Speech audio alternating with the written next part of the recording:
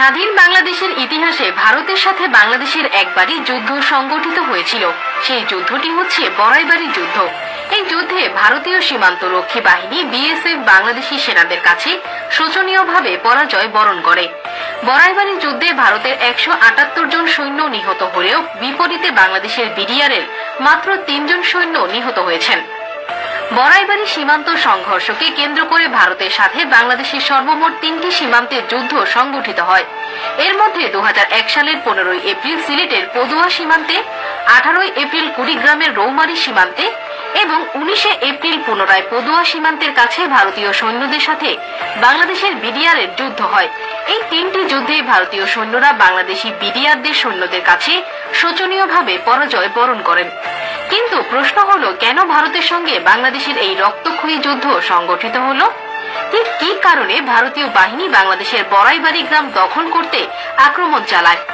ভারতের সাথে বাংলাদেশের বড়াইবাড়ি যুদ্ধ সংগঠিত হওয়ার লম্বা একটা পটভূমি রয়েছে। 1971 সালে বাংলাদেশ স্বাধীন হওয়ার পর থেকেই ভারতীয় সীমান্ত রক্ষী বাহিনী বিএসএফ বাংলাদেশ সিলেটের পাদুয়া সীমান্ত এলাকায় নানা ধরনের অবৈধ কর্মকাণ্ড চালিয়ে আসছিল। এক পর্যায়ে ভারতীয় বিএসএফ সৈন্যরা রাতের আধারে বাংলাদেশের পাদুয়া সীমান্ত দখল করে নেয় এবং সেখানে একটি অস্থায়ী সেনা ঘাঁটি নির্মাণ করে। বাংলাদেশের মাটিতে ভারতীয় সেনা ঘাঁটি স্থাপনের খবরটি গ্রামবাসীরা বিডিআরের কাছে পৌঁছে দিলে বিডিআরের সৈন্যরা ভারতের বিরুদ্ধে তেলে বেগুনে জ্বলে ওঠে। বাংলাদেশের বিডিআর সৈন্যরা যে কোনো মূল্যে বাংলাদেশের পাদুয়া সীমান্ত এলাকা ভারতের দখলমুক্ত করতে দৃঢ় সংকল্প করেন। বাংলাদেশের সার্বভৌম এলাকার ওপরে ভারতীয় বিএসএফ এর এইরকম আচরণের প্রেক্ষিতে বিডিআর জওয়ানরা ভারতের ওপর ক্ষুব্ধ হয়ে ওঠে। বিডিআর সৈন্যরা পাদুয়া গ্রামটি ভারতের দখলমুক্ত করতে বিএসএফ এর ঘাঁটিতে অভিযান পরিচালনার সিদ্ধান্ত গ্রহণ করে। এপ্রিলের 15 তারিখ গভীর রাতে বিডিআর এর তৎকালীন মহাপরিচালক মেজর জেনারেল ফজলুর রহমানের নির্দেশে 400 জন বিডিআর সৈন্য পদুয়ার অভিযানে অংশগ্রহণ করে এবং বিডিআর এর সৈন্যরা পাদুয়ার ভারতীয় বিএসএফ ক্যাম্প ঘেরাও করে ফেলে। সে সময় পাদুয়া ক্যাম্পে ভারতীয় বিএসএফ এর প্রায় 70 জনের মতো সৈন্য ছিল, কিন্তু বাংলাদেশের বিডিআর সৈন্যদের মাত্র 6টা গুলি ফায়ার করার পরপরই বিএসএফ এর 70 জন সৈন্য বিডিআর এর কাছে নিঃশর্ত আত্মসমর্পণ করেন এবং বিডিআর পদুয়া ক্যাম্পের পূর্ণ নিয়ন্ত্রণ নিয়ে নেয়। পাদুয়া যুদ্ধে বাংলাদেশের বিডিআর এর কাছে পরাজিত হওয়ার পর বিডিআর এর ওপর প্রতিশোধ নিতে মরিয়া হয়ে ওঠে বিএসএফ। এই ঘটনার 2 দিন পর পাদুয়া থেকে 800 কিলোমিটার দূরে বাংলাদেশের বড়াইবাড়ি সীমান্ত দিয়ে ঢুকে বিডিআর এর ঘাঁটিতে ভারী অস্ত্রসহ হামলা চালায় বিএসএফ। এজন্য তারা আসামের গুয়াহাটি থেকে কয়েকশো বিএসএফ আর বিভিন্ন অস্ত্রশস্ত্র আনা হয় বাংলাদেশের বড়াইবাড়িতে আক্রমণ করার জন্য।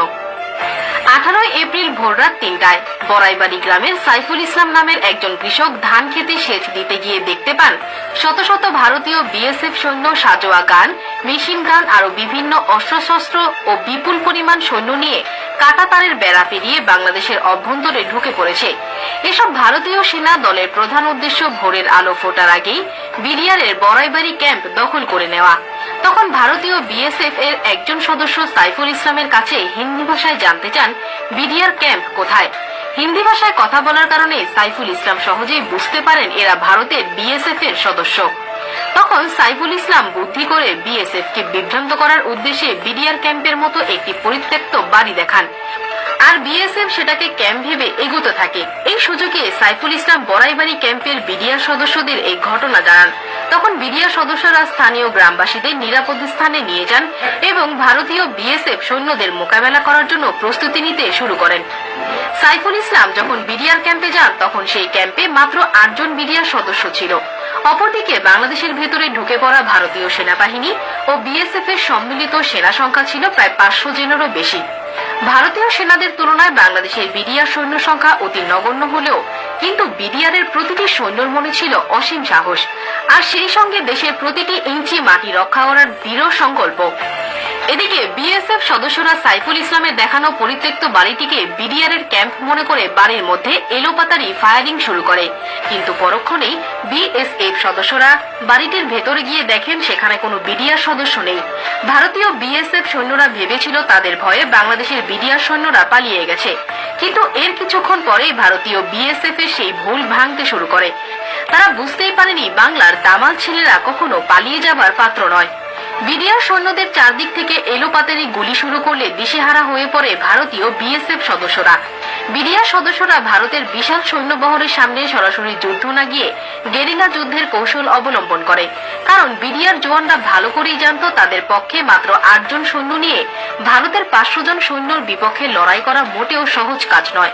এজন্য বিডিআরের এই 8 জন সৈনিক আগে থেকে গ্রামের ভিন্ন ভিন্ন অবস্থানে ফাঁদ পেতে থাকে এবং ভারতীয় সেনারা বরাবরই ক্যাম্পের দিকে অগ্রসর হওয়ার সাথে সাথেই বিডিআর সদস্যরা মেশিন গান দিয়ে গুলি ছুড়তে শুরু করে। আর এই এক একটি মেশিন গান দিয়ে 1 মিনিটে 700 গুলি ছোড়া সম্ভব। বিডিআর সদস্যরা এসব মেশিন গান দিয়ে ভিন্ন ভিন্ন লোকেশন থেকে বৃষ্টির মতো গুলি ছুড়তে শুরু করে। বিডিআর সৈন্যরা ভিন্ন ভিন্ন লোকেশন থেকে ফায়ারিং শুরু করার কারণে ভারতীয় বিএসএফ ভেবেছিল বিডিআর তাদের চারদিক থেকে ঘেরাও করে ফেলেছে এবং বিডিআরদের সৈন্য সংখ্যা তাদের তুলনায় অনেক বেশি।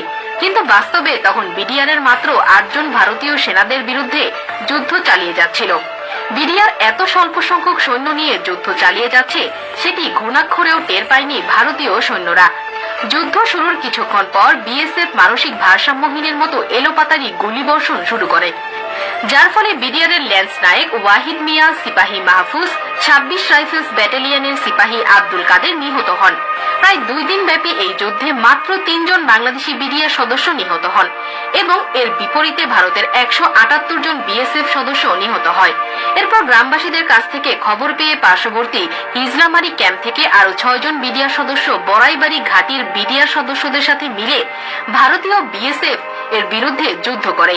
তারপর বিডিআর এর আক্রমণকে আরো শক্তিশালী করার জন্য হানাদার বিএসএফ কে বাংলাদেশের ভূমি থেকে বিতাড়িত করার জন্য বিডিআর এর সদর দপ্তরের নির্দেশনায় রংপুর, জামালপুর, ময়মনসিংহ ও কুড়িগ্রাম থেকে অতিরিক্ত বিডিআর সদস্য বড়াইবাড়িতে পৌঁছালে ভারতীয় বিএসএফ পিছু হটতে বাধ্য হয় আর আত্মসমর্পণ করতে বাধ্য হয়। কাপুরুষ বিএসএফ সদস্যরা বিডিআর সৈন্যদের প্রবল প্রতাপের সামনে টিকতে না পেরে পালিয়ে যাওয়ার সময় বাংলাদেশি নিরীহ গ্রামবাসীর 86টি বাড়ি জ্বালিয়ে দিয়েছিল, কিন্তু বাড়িগুলোর ভেতর মানুষ বিডিআর সদস্যদের তত্ত্বাবধানে আগে নিরাপদ স্থানে চলে যাওয়ায় তাদের কোনো ক্ষতি হয়নি। যুদ্ধের 2 দিন পরে বাংলাদেশের ধান ক্ষেতের ভেতরে পড়ে থাকা 16 জন বিএসএফ সৈন্যর মরদেহ ভারতের কাছে হস্তান্তর করা হয়। বাকি 158 জন সৈন্যর লাশ যুদ্ধকালীন সময়ে বিএসএফ তাদের দেশের অভ্যন্তরে নিয়ে যায়। ভারতের অভ্যন্তরীণ চাপে পড়ার আশঙ্কায় বিএসএফ বাংলাদেশের পড়ে থাকা 16 জন নিহত হওয়ার কথা স্বীকার করলেও বাকি 178 জন সৈন্য নিহত হওয়ার খবর প্রকাশই করেননি। প্রত্যক্ষদর্শীরা জানায় বিএসএফ তাদের অনেক সৈন্যর লাশ ভারতের ভেতরে টেনে নিয়ে যায়। পরবর্তীতে বাংলাদেশ সরকার বড়াইবাড়ি যুদ্ধের স্মৃতিকে স্মরণীয় করে রাখার জন্য সেই পরিত্যক্ত বাড়িটির ওপর বিএসএফ এর গুলির চিহ্ন সংরক্ষণ করে। স্ক্রিনে দেখানো বাড়িটির ওপর আপনি গোলাকৃতির যে চিহ্নগুলো দেখছেন, এটাই হচ্ছে পরিত্যক্ত বাড়িটির ওপর বিএসএফ এর গুলির চিহ্ন। এমনকি বাংলাদেশ সরকার নিহত 3 জন বিডিআর এর সৈন্যদের সম্মানে একটি স্মৃতিসৌধ ও নির্মাণ করেন। কুড়িগ্রামের বড়াইবাড়ির মানুষ আজও নিহত এসব বিডিআর সৈন্যকে শ্রদ্ধা ভরে স্মরণ করে। সরকারি হিসাবে যুদ্ধের কারণে সে সময় প্রায় 2 কোটি টাকার সম্পদ ক্ষতিগ্রস্ত হয়। পরবর্তীতে দিল্লি এবং ঢাকার মধ্যস্থতায় বিষয়টি মীমাংসিত হয় এবং যুদ্ধ সমাপ্তি লাভ করে। রৌমারীর ঘটনার পর মেজর জেনারেল ফজলুর রহমানকে বিডিআর এর প্রধানের পদ থেকে সরিয়ে সেনাবাহিনীতে ফেরত আনা হয়।